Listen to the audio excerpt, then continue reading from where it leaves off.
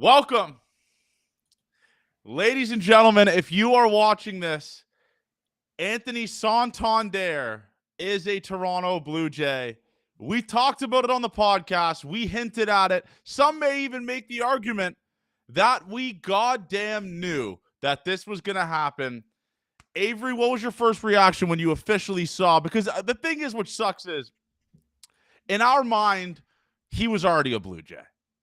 You know, so this is like we're adding a player. A player just got back from injury, essentially, to play for our team. That's what it is. But how are we feeling, man? I mean, this is awesome. This is a great feeling. Yeah, like we said, he was already on the team, so it felt good to have this happen, to bring our man back to Toronto. But it was cool. Thank God it got done. People can kind of shut up a little bit now. It's not going to totally silence the people, but I think it's a good start for a year that could be some fun. And this is my thing, Avery, which is aggravating me online is now everyone's a fucking capologist. Everyone's talking about, oh, that's a little bit of an overpay. It's not your money. Shut up. 2, this team is clearly going to be willing to spend because we had Sportsnet writers saying this team was going to spend $15 million this offseason. They are way above that threshold of how much money they're going to spend. This team is going to spend, and yes, Bonesy, there's more to come. Stay tuned. Hopefully this week there is more to come. But this is a signing that had to get made. Now it bolsters the offense. I saw a tweet. This team is ranked top 5 in offense now next year in terms of projections. You can't get worse adding a guy that averages 30 home runs a year, right, Avery? That's my takeaway from this. No, it's the easier way to create offense is home runs. So I think it's a good spot for the Jays to be in for a lineup that becomes a little better and more well-rounded as it is. They have so many different pieces now. It's not just all Vladdy and the slap hitters as it goes. So another guy that can kind of protect him. That was the big thing I saw for people online was, hey, finally some protection for Vlad. Yeah, I don't even know if he needs protection because he's that good. Well, everyone needs protection. You must wear protection. You should use protection. I did see this tweet from Stoden, I believe it was. He did tweet the Toronto Blue Jays out of the fourth hole, the 4 hole behind Vladdy, were one of the worst offensive. It was one of the worst offensive spots in baseball behind Vladdy. Yeah, it was probably ranked by all fourth hitters in baseball. Yeah. They got awful production from anyone who hit 4 in that lineup. Yes. It's going to be better than that. And I think we look at the Anthony Santander numbers, and they're weird. They're really, really weird. The OBP is barely over 300. The average was low. The BABIP was super low because everything he hit was home runs. I think he can have a better OBP season next year, too. I don't think he's a 300 OBP guy. The walk rate's not very high, but I think he'll have a better chance at getting on base. It's gone down 3 times. If you look at some of his other years, the 2 years before when he hit a ton of home runs, it was really good. It's almost he got unluckier those 2 seasons, and then his 1 season was a lucky season where he hit all the home runs. So it's just a really weird layout over his last 3 seasons, but a layout where he was productive in all 3 of them. There wasn't a huge drop-off. And they say the career year was this year. I think it's only because you're looking at home runs. He can be a very good hitter at 35 home runs instead of 44 and be well-rounded as well. So I'm not ready to put a stamp on it and be too mad about the deal. This is my thing, and this is a message to Blue Jays fans. You could clip this, make the TikTok clips out of all this. Do not let the negative bums on social media take away your happiness. Your team, thank you, Ari, just signed a guy that hit 44 goddamn home runs last year. 44 goddamn home runs. Do not let the negative fucks on Twitter chirp you, because let me tell you something.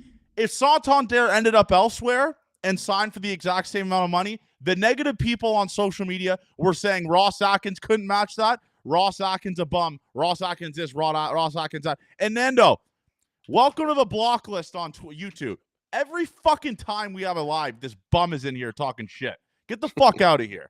But my thing is, let it all play out. I need the season to start tomorrow. I need Tony Taters and Vladdy to launch goddamn 100 bombs between both of them right in these bums' faces who say this is an overpay. Fuck you. And Avery, go over the exact contract details, I believe, correct? And I believe 1/3 of his money is deferred.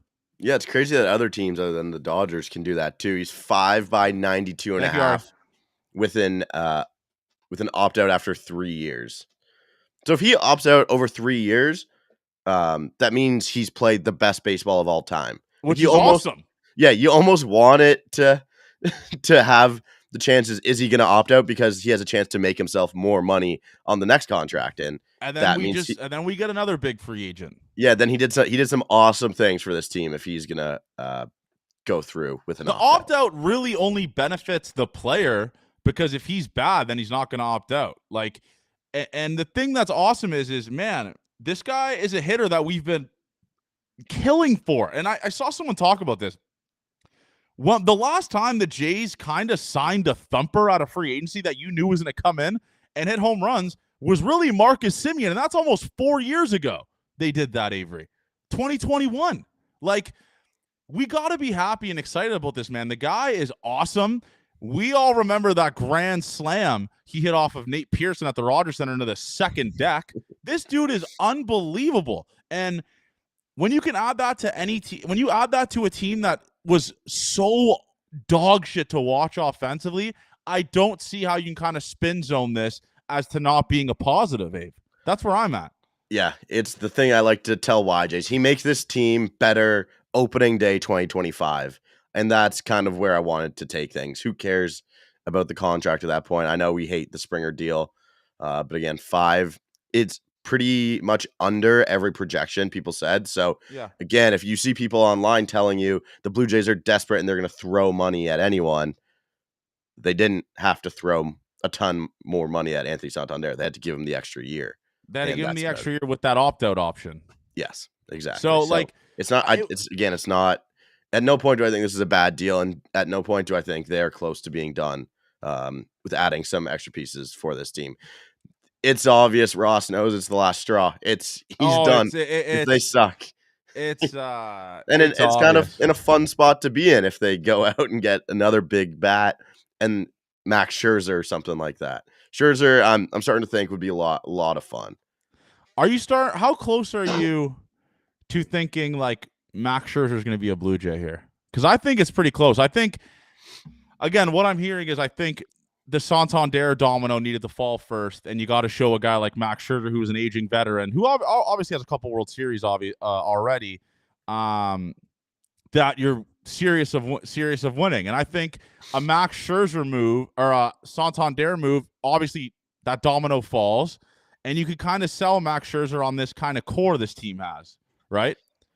Well, Max Scherzer is going to a place where he thinks he can win. He thinks he can win at this point because he's that old. Yeah. I think the only thing with Scherzer is people are saying that he wants the second year. I would not be comfortable. And I don't know if anyone wants to give him that second year. I'm sorry, I can't see the chat. My computer is going crazy right now. So if you guys are saying anything, I can't read any of the chat. But second year Scherzer, I can't say I really want to do that all that much. I could not talk myself, I'm sorry, into a second year of Max Scherzer. Or I just want a 1 year Max Scherzer thing. But people are bringing this up now in the chat. If the Jays go out there and get Pete Alonso, Avery, this offense is just rocks. This is it's going to be good. We're going to have the slowest, worst base runners to ever play the sport. And then the best fielders and best base runners to ever play the sport. Thank you, Ari. Love you, brother. There's no in between. It'll be a hilarious lineup. Oh, it'll be objectively hilarious, just so we're clear. Like, I'm just thinking, like, you look at that lineup, I guess you got to pencil in, as of right now, George Springer leadoff, right? Like, yeah, I mean, unless you get this really good OBP leap early on from Andres Jimenez, I think it's fine to pencil in Springer. Like, because you add Alonso, right, Avery? You go Springer, Bo, Alonso, Vladdy, Alonso, Santander. That's an insane middle of the lineup, man. Like, Yeah. Alonso, Vladdy, Santander is just a really, really, really good middle of the order. It's just you got to figure out that leadoff spot, man.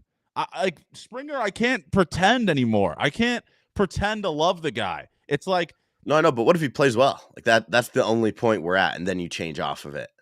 And then it's yes, like, okay, maybe Bo's the leadoff guy. yes. And then everyone slides down a little bit as well. Last year was a disaster. It was obvious for George Springer, but that's the thing you hope to change. Hope gets better as well. Some like a bounce back for George Springer. And then you can fill out the lineup pretty well. So it'll be an awesome opening day lineup if they get Pete Alonso. This is my thing as well, is like I am looking forward to watching a Toronto Blue Jays game and looking in the lineup and going, wow, we have another human being that could hit over 30 home runs not named Vladdy. Wow, that's kind of cool. Well, Vlad could even hit over 30 home runs this year. I thought he had 32. I thought he landed on 30. I thought he had 32. Oh, no, you're right. He had 30. Yeah. Thank you, Ari. Yeah, man, Avery, I don't know, man. It's exciting. Like, I don't know how anyone could think this is a bad thing. And except you just want to be like miserable or you want to be a contrarian or you want to be miserable. You know, it's just like it's what's up, Jesse? It's making you believe. It's making me believe, man. It's like I am excited, and this is a move that we talked about has to get done. Thank you, Greg. In terms of like bolstering the lineup, and again, I'm going to go on a limb like I did on yesterday's podcast, which I was correct, and I'm going to say the Jays aren't done. I really do not think they're done. Ross Atkins has the taste of tea, and this motherfucker wants more tea. And let me tell you this, Avery. I think Ross Atkins now is just in fuck it mode. Yeah. Let's go out there and ball out. This is my last year, potentially. And if we kind of go on a little run here, this isn't my last year. You know, this is a back against the wall season. We talked about this last year. Obviously, we're going like, oh, the Jays are like, this is the back against the wall year for Ross Atkins. It really wasn't. They made back-to-back playoffs. This is the back against the wall. You follow up a 74-win season with another 70, 72-win season, your ass is done, buddy. Like, pack your shit and get the fuck out of here. So this is where I'm at. I think there's going to be more moves that are going to happen. Do I think a Profar? I don't think so. It's not really what I'm kind of hearing with what people are telling me. I don't think Profar will be that guy, but I do think there is a move coming. And I think the Jays are on a lot of guys. And that Santander move moves the needle for a lot of free agents on the fence that want to go to a decent lineup. Yeah, for where the free agents are at this point of the season, because most of the big ones are gone. Yeah, it can move some of the smaller free agents to try and do something while everyone's here. Do you think that Rogers is saying like just do the Vlad extension now too? I think, and again, if we can get a polar bear and a Vlad extension, this is a hell of an offseason from Ross Atkins. But the thing about the polar bears, which is going to suck, is, and I don't know about for fans, but it'll probably be a 1-year bridge prove it deal, right? For Polar Bear, he's not getting fuck all. He's not getting anything near what he wants. Clearly, the dude hasn't signed yet. But I just really don't think Pete Alonso, the market out there for him is as big as he expected it to be when he came into free agency, because this dude hasn't got fuck all. I don't really hear him attached to anyone. No, I'm just hearing the Mets, where it's the most obvious relationship for him to go back. They are treating first baseman kind of like they should be treated, and Vlad's not going to have to be treated that way. Yes. Which sucks for the checkbooks of Rogers, but again, I don't give a fuck about their checkbook. I don't give a fuck about their checkbook or any dollar they've ever made. No. Unfortunately. I do not either. I just want this. Scott Mitchell just tweeted. I don't know what he's talking about. He just he quote tweeted. Avery, we lost Avery, guys. Scott Mitchell just quote tweeted, we're batting 330. I don't know what he's talking about. Yeah, I don't know what he's talking about. Avery, Scott Mitchell just quote tweeted his own tweet talking about Leo, Barger, or Elvis Horowitz types and says we're batting 333 so far, Hall of Fame offseason. And then he just quote tweeted that with uh-oh.